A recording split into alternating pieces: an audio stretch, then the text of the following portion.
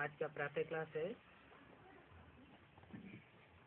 23 जून 1968।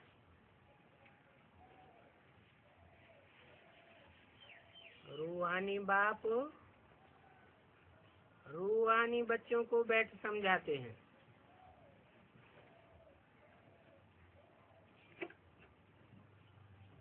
रूहानी स्टेज क्या होती है?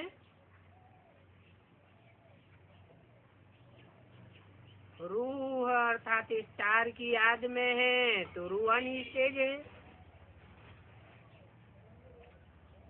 रूह की याद नहीं है, स्टार की याद नहीं है, अपनी देह की याद है या कोई देहधारी की याद है तो देह अभिमानी स्टेज है।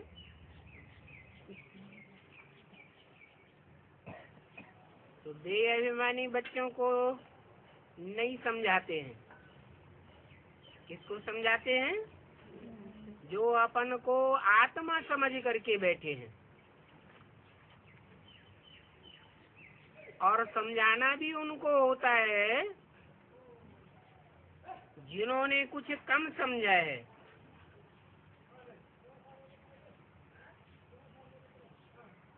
बाप समझाए तो रहे हैं,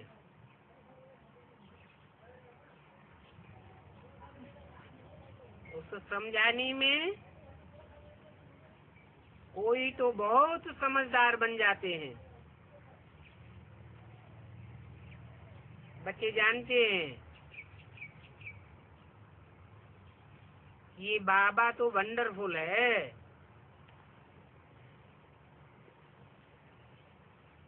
वंडरफुल नई नई बातें समझाता है।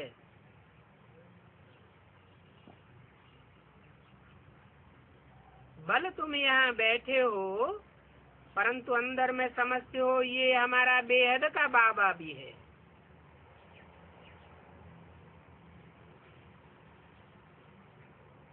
हद के बाबाएं तो 63 जन्म बहुत देखे।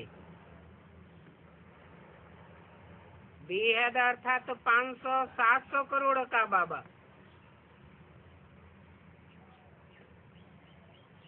ये बेहद का टीचर भी है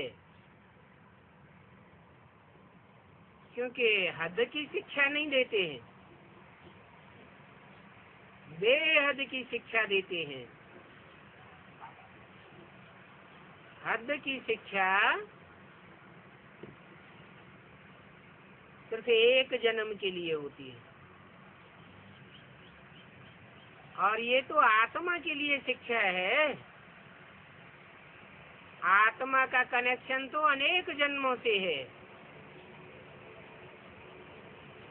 कोई एक जन्म की बात नहीं है। सारे सृष्टि चक्र का आदि मध्य अंत समझाते हैं।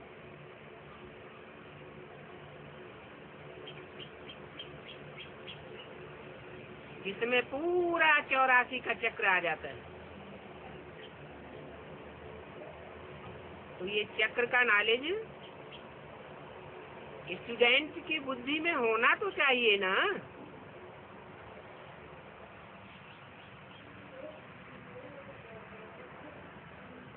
अगर स्टूडेंट की बुद्धि में ये चक्र का नॉलेज है तो बाप ऐसे स्टूडेंट्स को जरूर साथ में ले जाएंगे।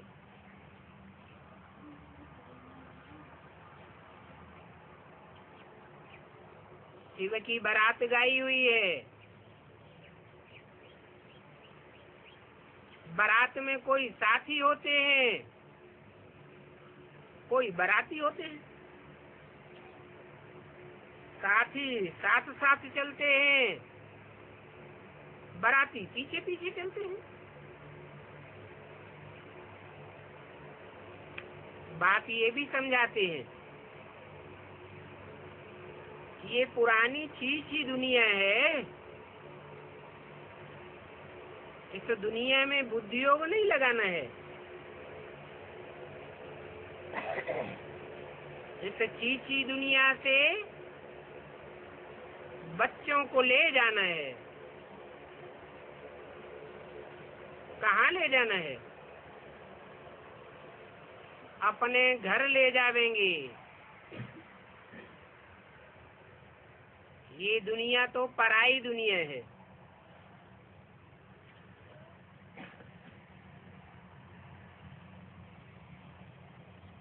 यहाँ तो रावण राज्य है, दुख की दुनिया है। बाप तो सुखदाता है, सुख की दुनिया स्थापन करते हैं।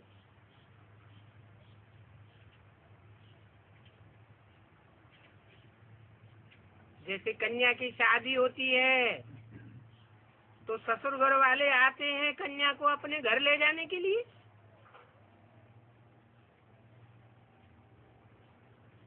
अभी तुम भी यहाँ बैठे हो, बाबा समझते हैं बच्चों को अंदर में जरूर आता होगा कि ये हमारा बेहद का बाबा है।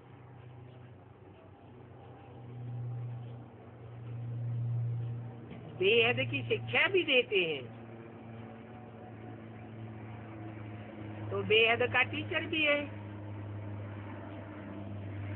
और शिक्षा भी कोई छोटी मोटी नहीं देते हैं, बहुत बड़ी शिक्षा देते हैं। जितना बड़ा हमारा बेहद का बाबा है, उतनी बड़ी बेहद की शिक्षा है। बच्चों की बुद्धि में रचना के आदि मध्य अंत का राज भी है।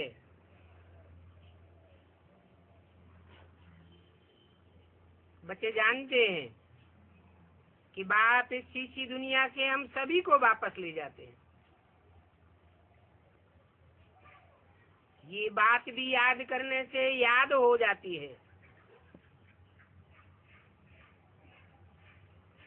तुम ये भी जानते हो, अच्छी रीति पढ़ने से फिर हम विश्व के मालिक बनते हैं। पढ़ाई में नंबरवार तो होते हैं ना। कोई विश्व के मालिक बनेंगे, कोई विश्व के मालिक के सहयोगी बनेंगे, अर्थात राज्याधिकारी बनेंगे।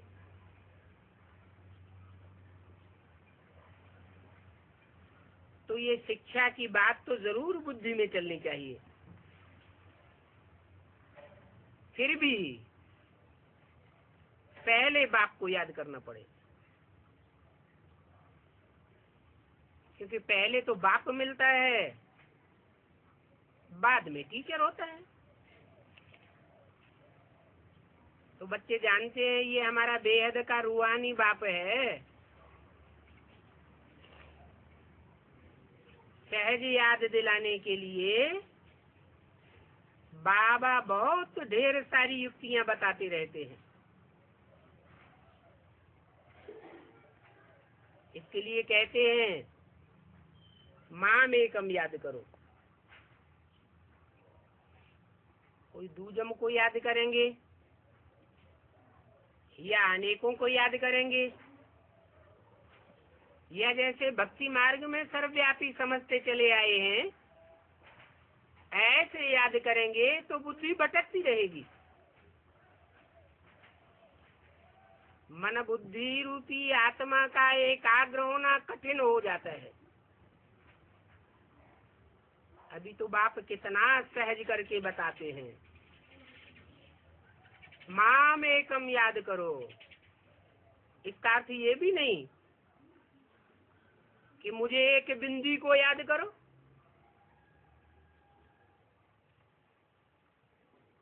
बिंदी बिंदी आत्माएं तो सभी है। फिर कैसे पता चले कि हम कौन सी बिंदी को याद करते हैं? यहाँ तो बोलते हैं माम एकम याद करो, कोई दूजम को याद न करो। तो सिर्फ बिंदी को याद करने की बात नहीं है। बिंदी जो सुप्रीम सोल है, जो सदैव ही बिंदी है, कभी भी देहभान में नहीं रहती, उसका नाम ही है सदाशिव। तो कोई मुकर्रर रथ में आता है, एक ही मुकर्रर रथ है, उस इंडिविजुअल में याद करना पड़े, तब कहते हैं मामेकम याद करो। इस याद से तुम्हारे आधा कल्प के विकर्म विनाश होंगे।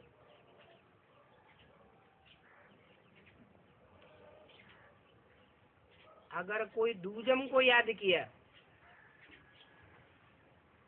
तो पाप कर्म भस्म नहीं होंगे, पावन बनने के लिए तुमने जन्म जन्मांतर भक्ति की है, जप तप आदि बहुत किए हैं, मंदिरों में जाते रहे, भक्ति करते रहे, और ये समझते रहे कि हम परंपरा से ये भक्ति करते आए हैं।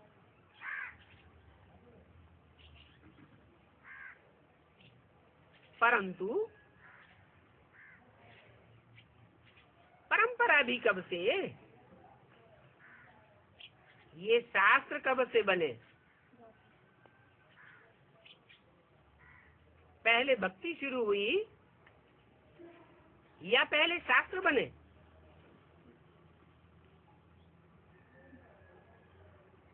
कहेंगे दोनों परंपरा से। मनुष्यों को तो कुछ भी पता नहीं है, जानते ही नहीं कि सतयुग में शास्त्र की दरकार ही नहीं है। शास्त्र का तो अर्थ ही है शासन करने का विधान,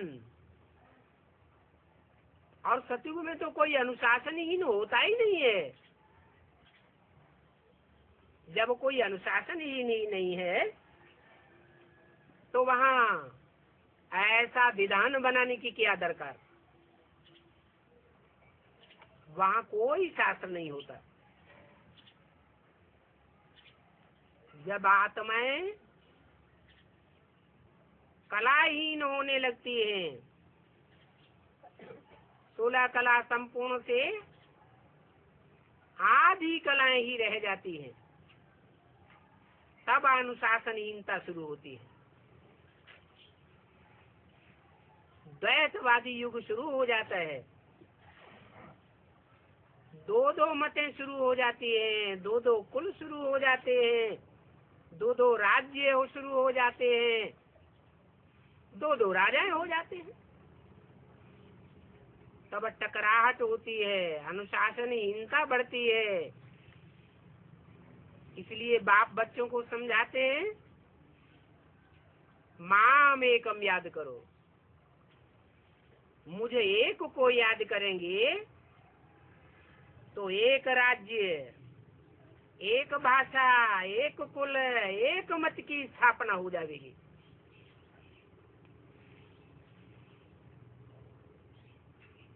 और मुकर्रर रथ में याद करना पड़े।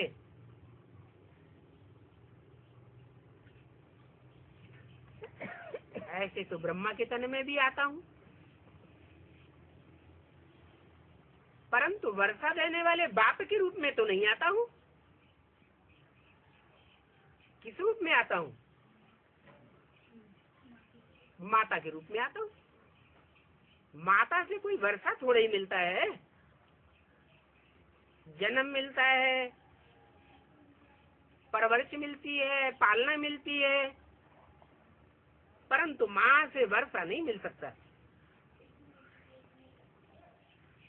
तो तुम बच्चों को वंडर खाना चाहिए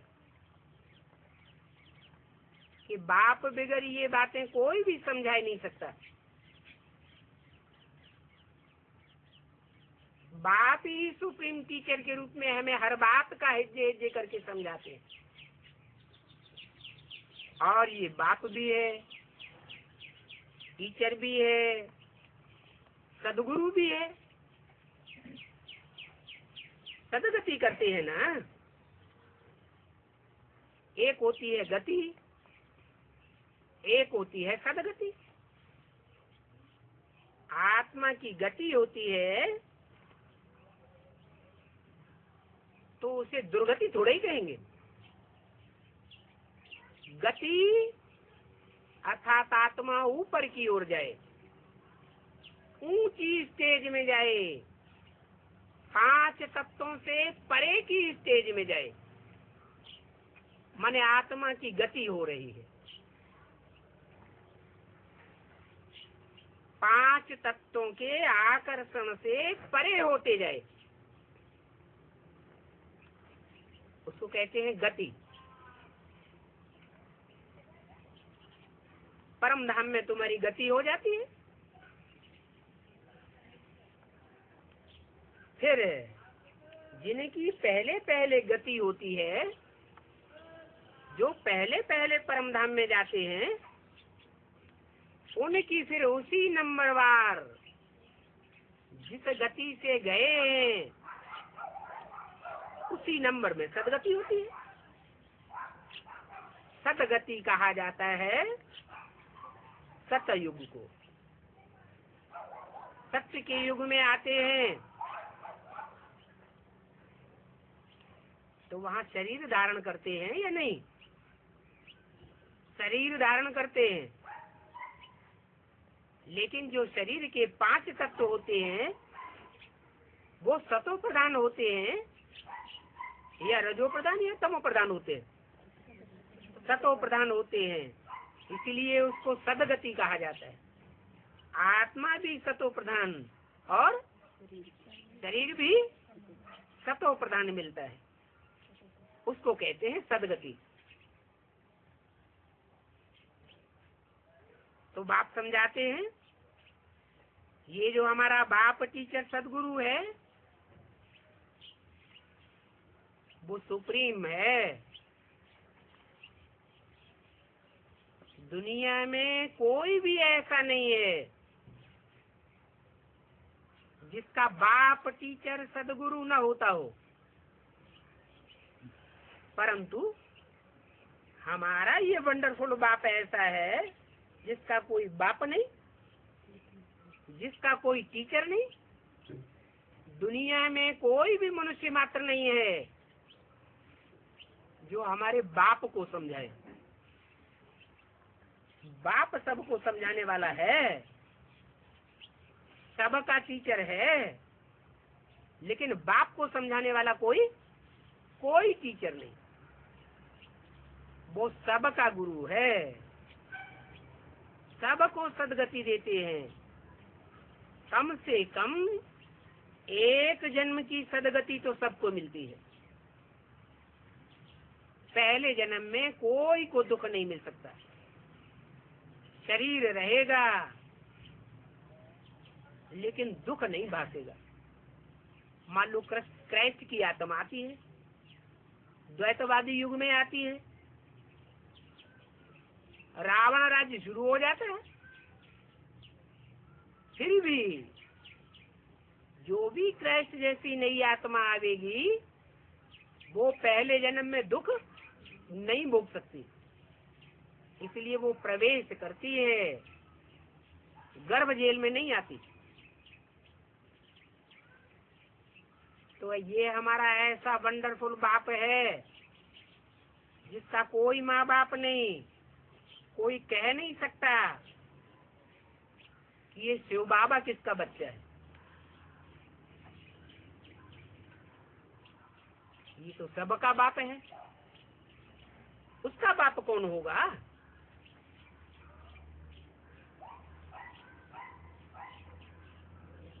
प्रजापिता का भी कोई बाप है,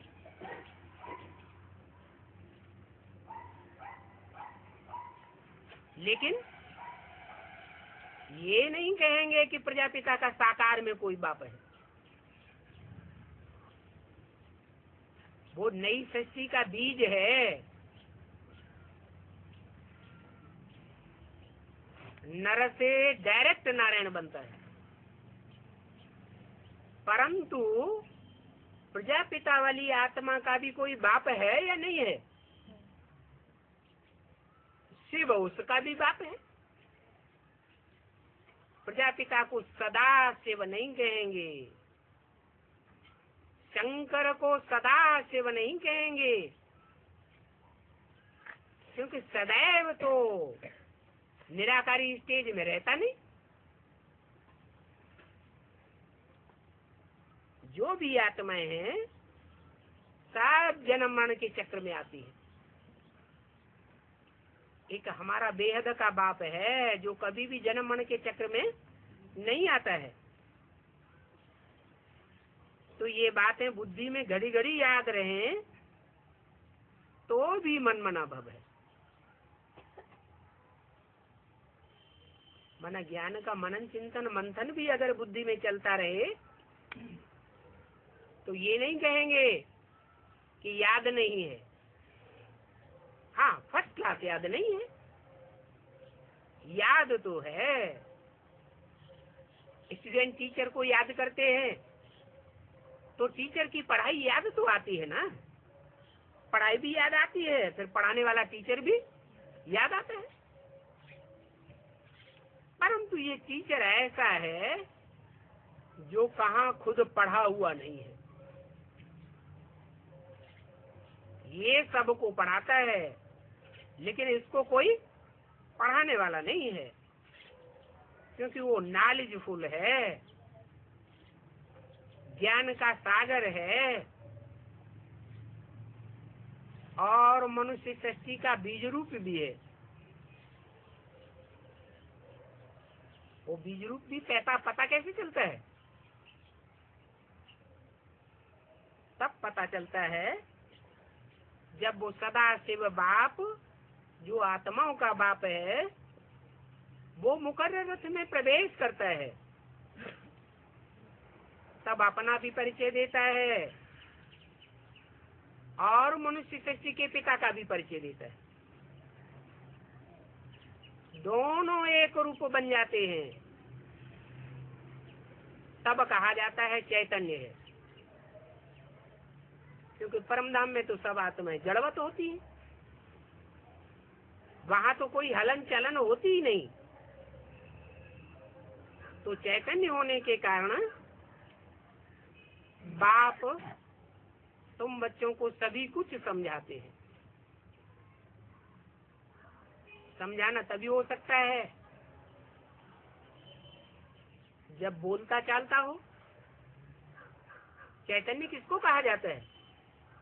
बोलते चालते को चैतन्य कहा जाता है। कहते हैं बच्चों, मैं जिस शरीर में प्रवेश किया हुआ हूँ इन द्वारा मैं तुमको आदि से लेकर के इस समय तक का सारा राज समझाता हूँ। जब से सृष्टि की आदि हुई है ये राज कोई भी नहीं बता सकता।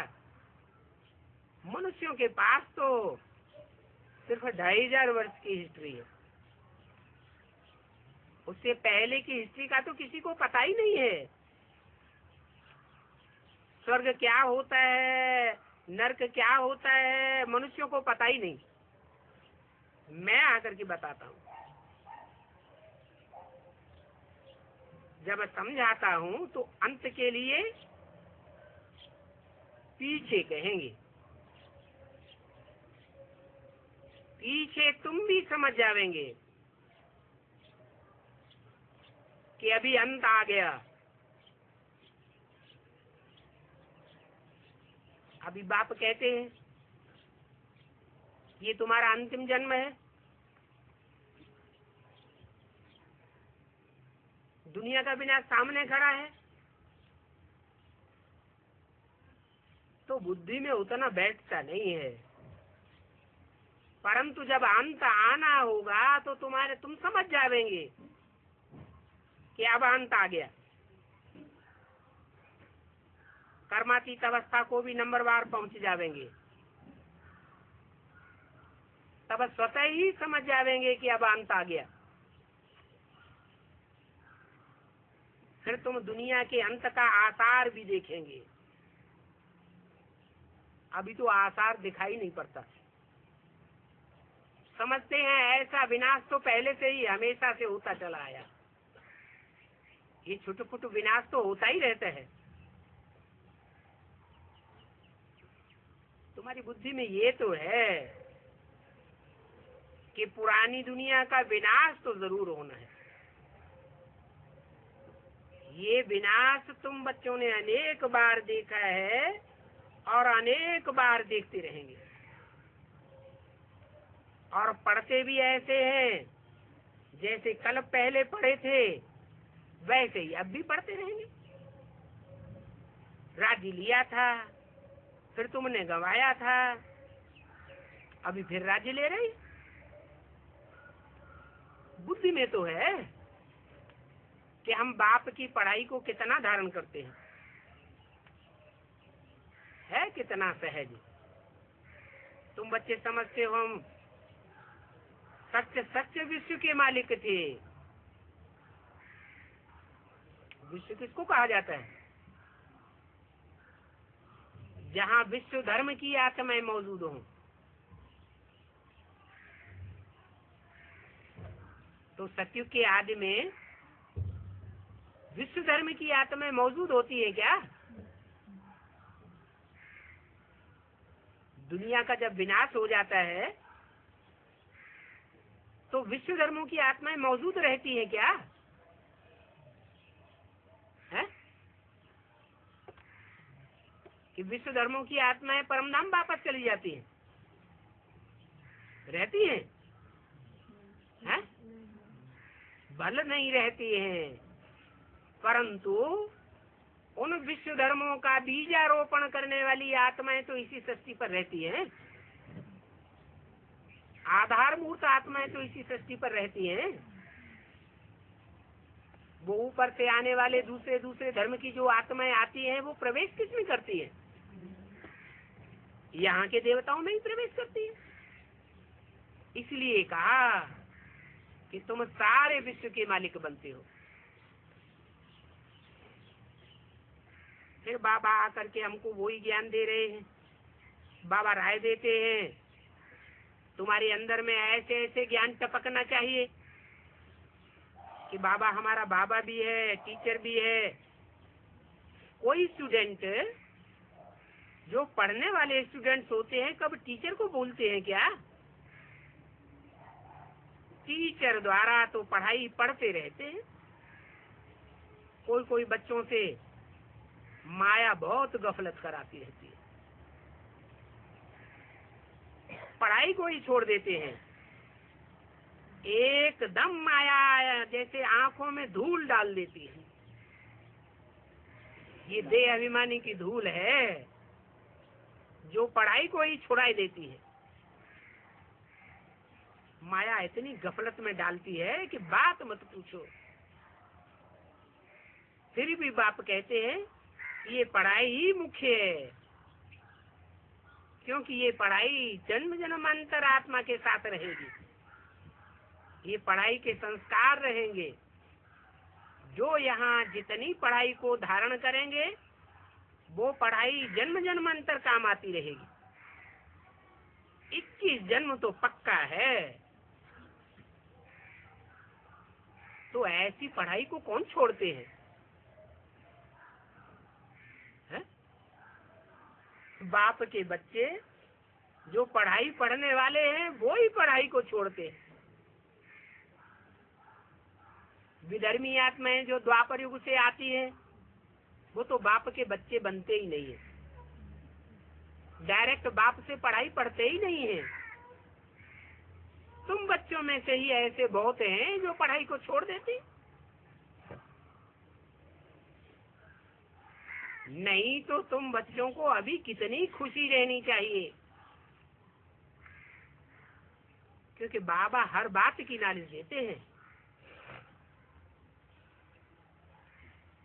रोजमर्रे के जीवन की कोई ऐसी बात नहीं जो बाप न बताते हो, और कल्प कल्प आकर के ऐसी नॉलेज देते हैं। बाप कहते हैं कम से कम इस रीति तो मुझे याद करो, जिस रीति मैं बताता हूँ। कल पहले भी तुम बच्चे ही समझे थे, औरों ने समझा ही नहीं था। जो दूसरे धर्म में कन्वर्ट हो जाते हैं वो तो पूरी पढ़ाई पढ़ते ही नहीं है, यहाँ भी कन्वर्ट होते रहते हैं। आज बात मानेंगे, बाप मानेंगे, कल नहीं मानेंगे। तो उनका तो कोई बाबा है ही नहीं, बाबा तो तुम बच्चों का है, और तुम्हारा बेहद का बाप है। ये वंडरफुल बात है। अच्छा बताओ, मेरा कोई बाबा है? शिव बाबा किसका बच्चा है? बच्चे समझते हैं कि हम तो बेहद के बाप के बने हैं। बेहद के बाप की पढ़ाई भी वंडरफुल है, जो पढ़ाई इस समय के सिवाय और कब भी पढ़ते नहीं। सिर्फ तुम ब्राह्मण बच्चे ही पढ़ते हो, और ये भी जानते हो कि बाप को याद करते करते ही हम पावन बनेंगे। एक बाप की याद से ही पावन बनेंगे। अगर मिथ से याद आती रही तो भी पावन नहीं बनेंगे। हो सकता है कि पावन न बने तो फिर सजा खानी पड़े। तुम जानते हो कि जन्म जन्मांतर तुमने गर्भ जेल में बहुत सजा खाई है। 63 जन्म गर्भ जेल की सजाएं ही तो खाते आए हो।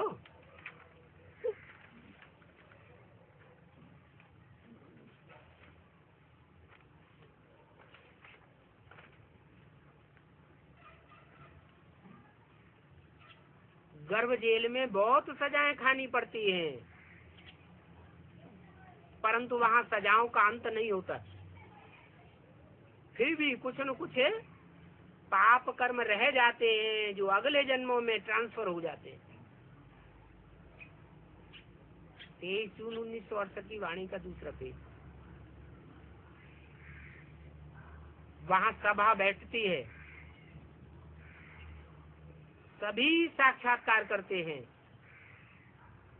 क्योंकि साक्षात्कार बगैर तो कोई को सजा दे ही नहीं सकते। पाप कर्मों का साक्षात्कार होता है। कौन से जन्म की बात है? संगम युग में ही पाप कर्मों का साक्षात्कार होता है कि ये पाप कर्म तुम्हारे रहे हुए हैं, याद से तुमने उन पाप कर्मों को काटा नहीं है, तो साक्षात्कार जरूर कराते हैं। नहीं तो मुझ पड़ेंगे कि हमको सजा क्यों दिलाते हैं, ऐसी सजा हमको क्यों मिलनी चाहिए। अब बाप को तो मालूम रहता है कि इन बच्चों ने क्या क्या पाप कर्म किए हैं, तो साक्षात्कार के बगैर सजा देना ये कायदे के विरुद्ध है, ये कायदा नहीं है। आत्मा को बाप के सामने अपने पापों का अंजाम करना पड़े, स्वीकार करना पड़े कि हमने ये पाप कर्म किए और अभी भी ये पाप कर्म बकाया है। बाप साक्षात्कार कराते हैं किसने यह पाप किया है, ये भूल की है, सभी प्रकार के साक्षात्कार करते हैं। उस समय ऐसा फील होता है जैसे कि इतने ढेर सारे जन्मों की रही हुई सजा हम खा रहे हैं। तो जैसे कि सभी जन्मों की इज्जत चली जाती है, अनेक जन्मों का साक्षात्कार हो जाता है। तो बाप कहते हैं, मीठे मीठे बच्चों, अभी अच्छी रीति पुरुषार्थ करना है। अच्छी रीति पुरुषार्थ करेंगे तो फिर सजाएं नहीं खावेंगे। बल स्वर्ग में तो सभी जावेंगे, पुरुषार्थ करने वाले बच्चे स्वर्ग में तो जावेंगे ना, परंतु वहां भी जाकर के नीच पद पाया तो इससे साबित होता है कि सजा खाई है। एक तो सजा भी खाते हैं, दूसरे पद भी नीचा हो जाता है। तो बाप कहते हैं अगर सजा खाई, यहाँ संगम युग में पुरुषार्थ कर रहे हैं, पढ़ाई पढ़ रहे हैं, पूरी पढ़ाई न पढ़ी, सजा खाई, तो वहां भी ऊंच पद नहीं पा सकेंगे, जन्म जन्मांतर का घाटा पड़ जाता है। तो तुम बच्चों को श्रीमत पर पुरुषार्थ करना है, अपनी मनमत नहीं चलानी है। इसलिए कहते हैं कि कदम कदम पर श्रीमत लेते रहो। ऐसा न हो कि मनमत के कारण अपने पाप कर्म बढ़ाते रहो। 16 कला संपूर्ण बनना है ना। कलाएं आत्मा की बढ़नी चाहिए या घटनी चाहिए? संगम युग में पुरुषार्थी जीवन तो है। अभी तो कलाएं बढ़ाने का टाइम है, अभी घटने का टाइम नहीं है। तो 16 कला संपूर्ण बनने के लिए याद की मेहनत करनी है, देखना है। हम कोई को दुख तो नहीं देते, सुखदाता बाप के बच्चे हैं तो सुख ही देंगे ना। रावण के बच्चे दुख देंगे, राम के बच्चे सुखदायी होने चाहिए। बहुत गुलगुल बनना है। ये तुम्हारी आत्मा की पढ़ाई बाप पढ़ाते हैं। आत्मा जो यहाँ पढ़ाई पढ़ती है, ये पढ़ाई तुम्हारे साथ चलेगी, जन्म जन्मांतर तक साथ चलेगी। ऐसे इस पढ़ाई के संस्कार अभी धारण करने हैं। ये तो जानते हो, हद की दुनिया में भी पढ़ाई से मनुष्य बैरिस्टर, इंजीनियर आदि बनते हैं। ये तो बेहद की पढ़ाई है। इस बेहद की पढ़ाई से तुम जन्म जन्मांतर के राजाएं बनते हो, राजघराने में जन्म लेते रहेंगे। तो ये बाप की न्यालेज बिल्कुल न्यारी है। मनुष्य जो पढ़ाई पढ़ाते हैं वो तो एक जन्म चलती है, वो भी कोई पक्का नहीं कि एक जन्म में ऊंच पद मिले न मिले। बैरिस्ट्री की पढ़ाई पढ़ने वाले सब थोड़े बैरिस्टर बनते हैं या जज बनते हैं। कोई बनते हैं, कोई नहीं बनते हैं। और वो पढ़ाई तो बहुत महंगी है, ये पढ़ाई तो बहुत सस्ती है, इसमें कोई फीस आदि देने की दरकार भी नहीं है। ये भी जानते हो कि ये पांडव गवर्नमेंट इनकॉग्निटो है,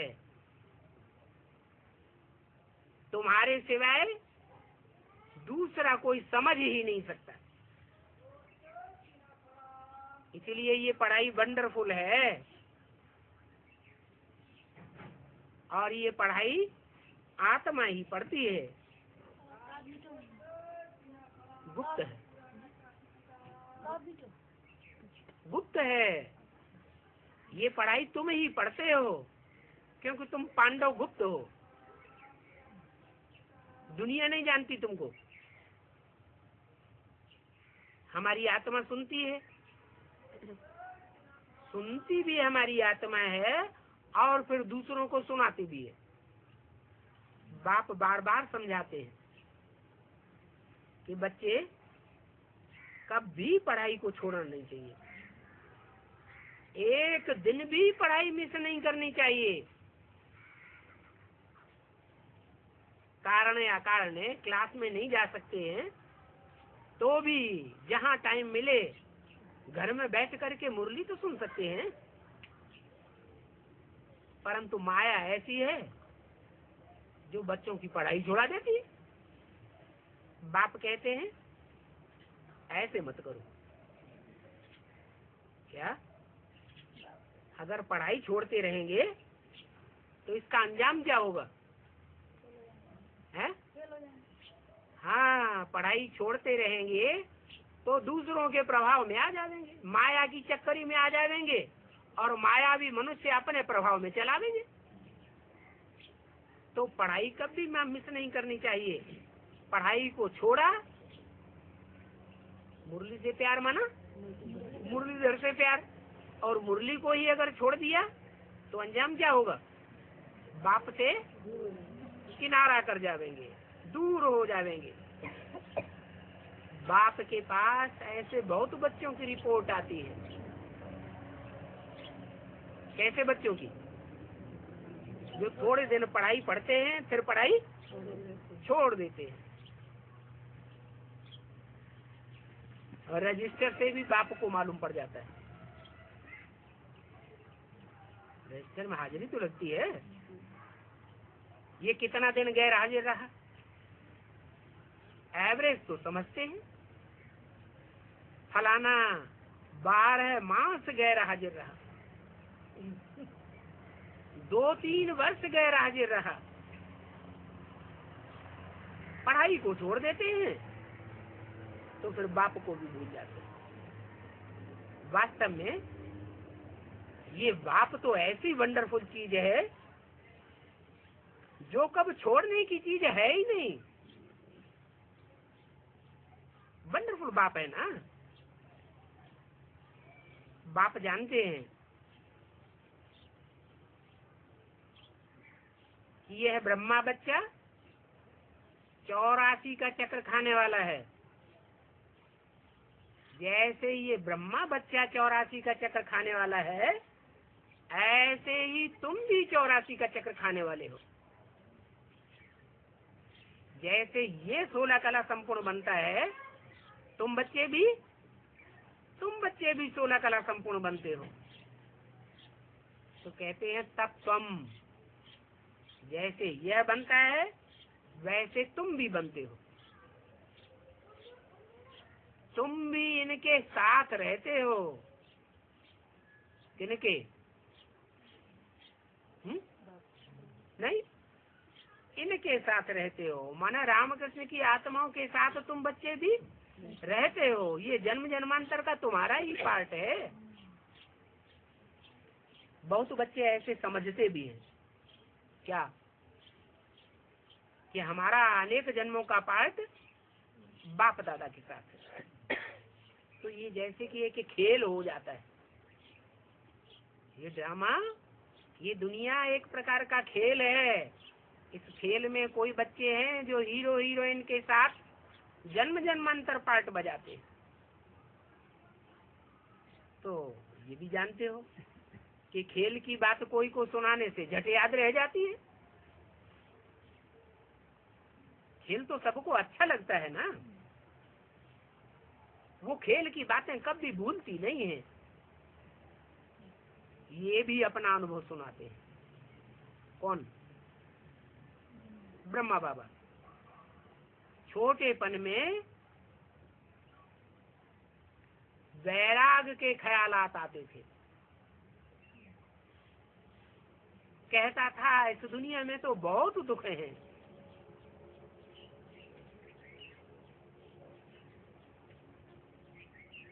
अभी दुनिया को दुखों को देख करके बाबा सोचते थे अभी हमारे पास सिर्फ 10,000 रुपए भी इकट्ठे हो जावे तो फिर 10,000 का 50 रुपया महीना ब्याज मिलता रहेगा।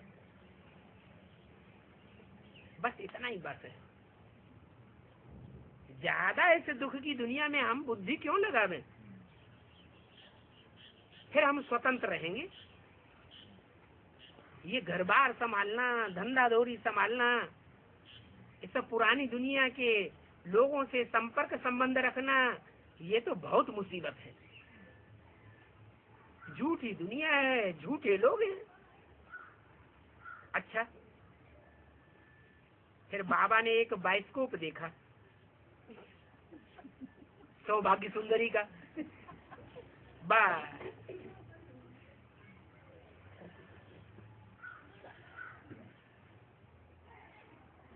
क्या हुआ?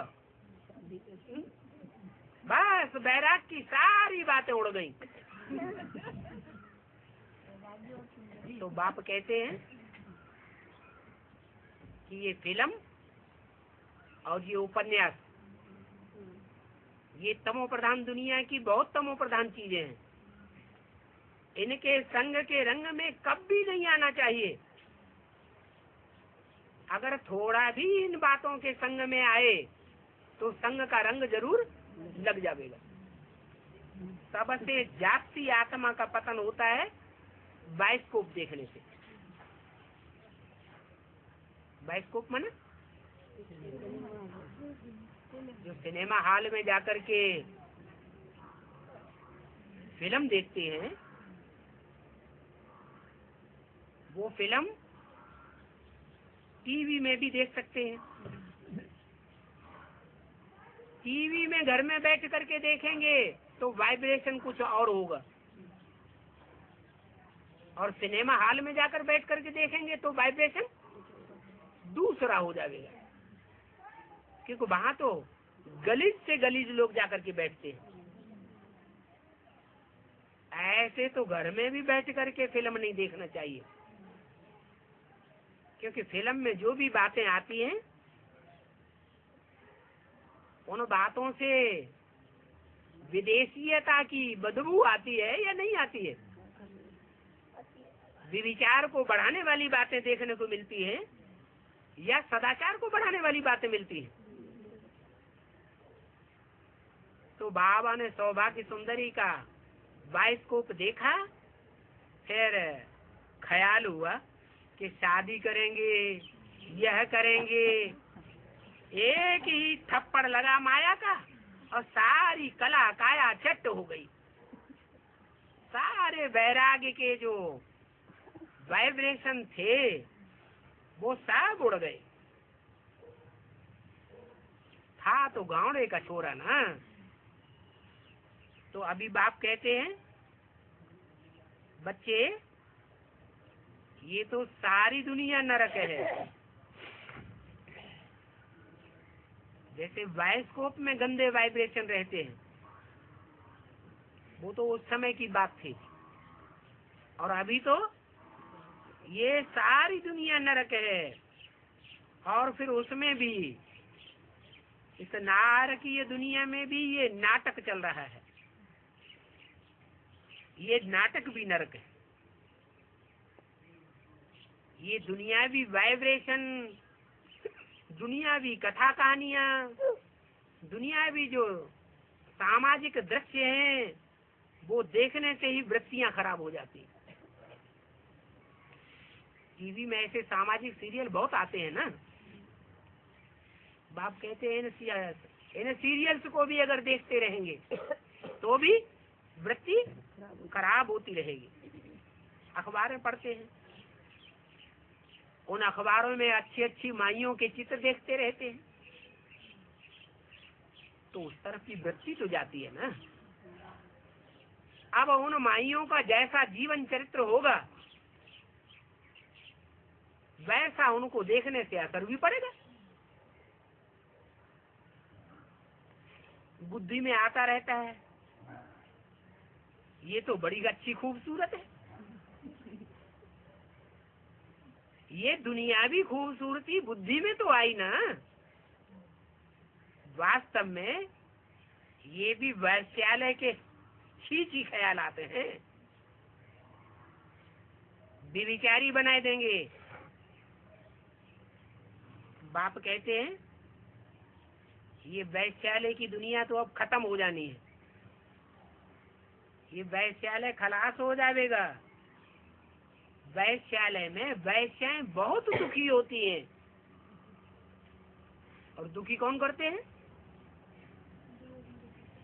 वैश्याएं दुखी होती हैं। वैश्याओं को वैश्या बनाने वाले तो लंपट ही होते हैं।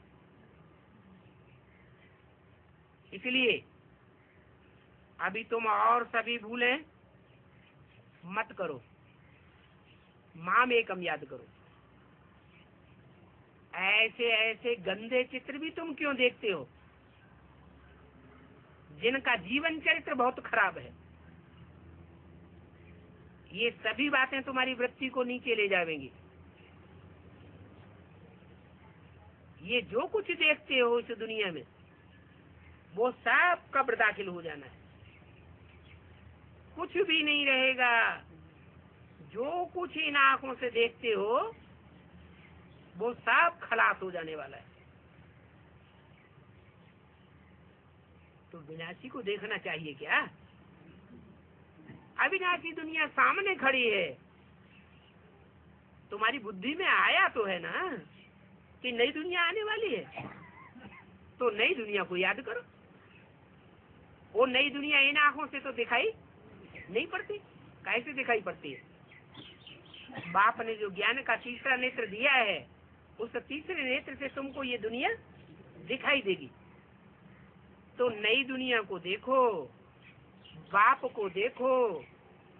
बाप की पहचान नॉलेज से होती है। तीसरा नेत्र तुमको बाप की नॉलेज देता है। इन आंखों से तो कोई बाप को देख भी नहीं सकता। क्या मनुष्य शक्ति के बाप को भी कोई नहीं देख सकता इन आंखों से। और जो आत्माओं का बाप है उस आत्माओं के बाप शिव को भी कोई नहीं देख सकता इन आंखों से। तो ज्ञान का तीसरा नेत्र ही है जो बाप आकर के देते हैं, तो काम में लाना चाहिए ना। तो इन सभी बातों से ममत्व मिटाए दो। इस दुनिया के सभी शरीर छीछे पुराने हैं। इसलिए बाप कहते हैं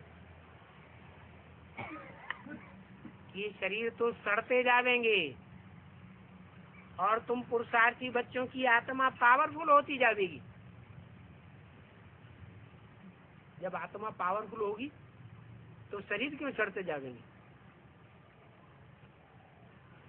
क्योंकि दुनिया के जो 5 तत्व हैं, जड़ तत्व हैं, वो पहले सुधरेंगे या आत्मा पहले सुधरेगी?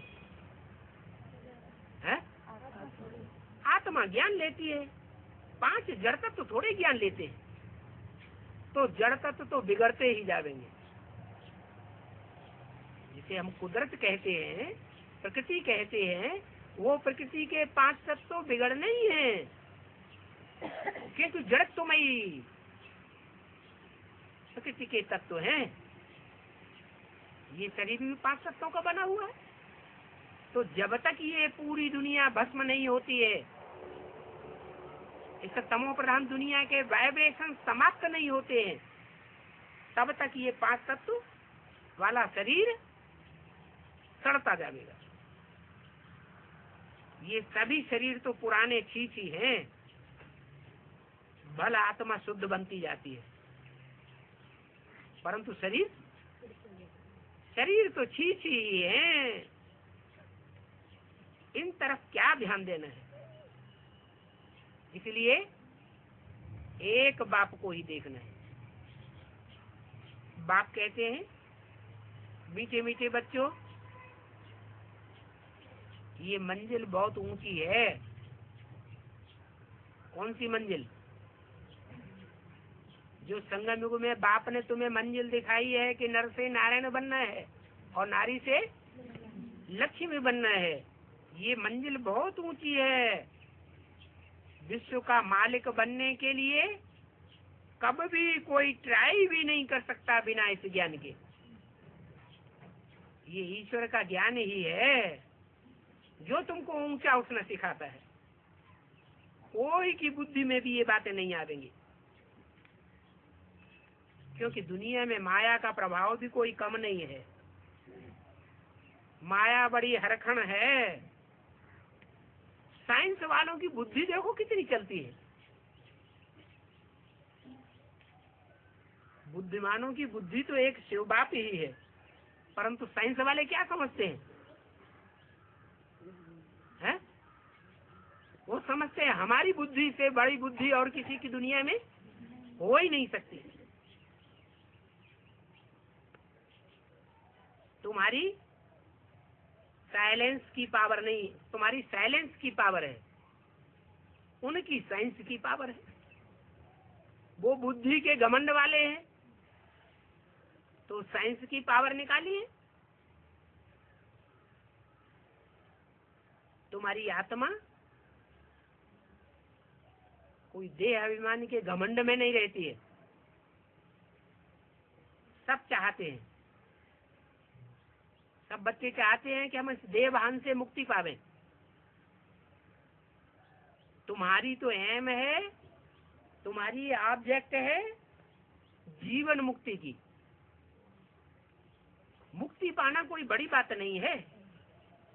दुनिया की जो भी मनुष्य आत्माएं हैं, मनुष्य मात्र को मुक्ति मिलेगी, परंतु जीवन मुक्ति सबको नहीं मिलेगी। ये भी बाप ने समझाया है कि पहले तुम्हारे गुरु लोग सन्यासी थे, परंतु वो सन्यासी इस नॉलेज को नहीं दे सकते, क्योंकि ये नॉलेज तो तुमको कोई सन्यासी नहीं सिखाता है। बाप तो बेहद का गृहस्थी बन करके आया हुआ है और तुमको गृहस्थी जीवन की शिक्षा देता है। इसलिए तुम्हारे मनुष्य जीवन का लक्ष्य ही बताते हैं, नर से नारायण और नारी से लक्ष्मी। तो विवेक भी कहता है कि वो सन्यासी तो कोई को नहीं समझा सकते कि गृहस्थी जीवन क्या होता है। तुमको तो गृहस्थ में रह करके पवित्र बनना है। क्या ब्रह्मा कुमारियां सन्यासी है या गृहस्थी है? वो भी सन्यासी है। जो खुद ही सन्यासी है वो गृहस्थी जीवन का लक्ष्य कैसे दे सकते? बाप तो आकर के गृहस्थी जीवन का लक्ष्य देते हैं। तुमको लक्ष्मी नारायण जैसा पवित्र गृहस्थी जीवन बिताना है। साथ में रहते भी, साथ में सोते भी, खाते भी, खेलते भी तुम पवित्र बन करके दिखाते हो दुनिया वालों को। सन्यासी तो ऐसा कर न सके। तो तुमको गृहस्थ में रह करके पवित्र बनना है, राजाई भी लेना है। वो सन्यासी से ये बात कह ही नहीं सकते कि हम राजाई लेंगे। भक्ति में मनुष्य बहुत टाइम वेस्ट करते हैं। तुम भी समझते हो कि 63 जन्म भक्ति करते करते हमने कितनी भूलें की। भूलें करते करते हम कितने बेसमझ बन पड़े। ये है 100% बेसमझी का जीवन। ये भी जानते हो, ये लास्ट का 100% बेसमझी का जीवन है। बिल्कुल ही पत्थर बुद्धि बन पड़े। अंदर में आता है कि बाप जो नॉलेज देते हैं ये तो बहुत वंडरफुल नॉलेज है।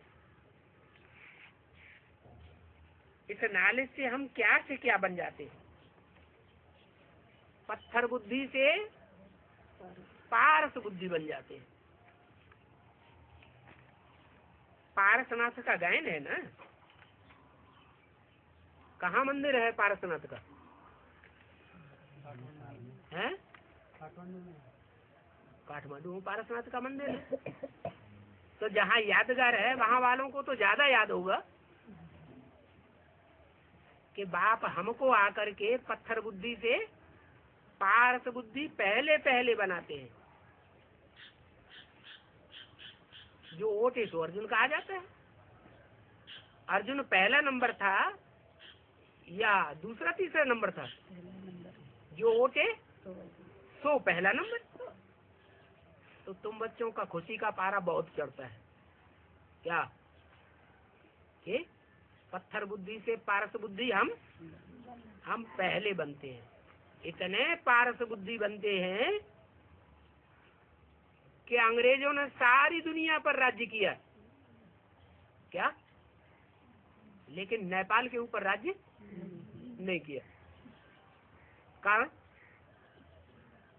क्या? कारण है एक तो होते हद के नेपाली और एक होते हैं बेहद के नेपाली। नेपाली का मतलब ही है नई दुनिया की पालना करने वाले। तो जिन्होंने नई दुनिया जो बाप आकर के स्थापन करते हैं उसकी पालना की जिम्मेवारी ली है, वो तो पहले पहले पत्थर बुद्धि से क्या बनने चाहिए, पारस बुद्धि बनने चाहिए। तुम जानते हो हम सतो प्रधान से तमो प्रधान में कैसे आए, फिर सतो प्रधान बनने के लिए बाबा हमको कितनी युक्तियां समझाते हैं, हमको समझाते हैं और धर्मों में कन्वर्ट होने वालों को नहीं समझाते। ओम शांति।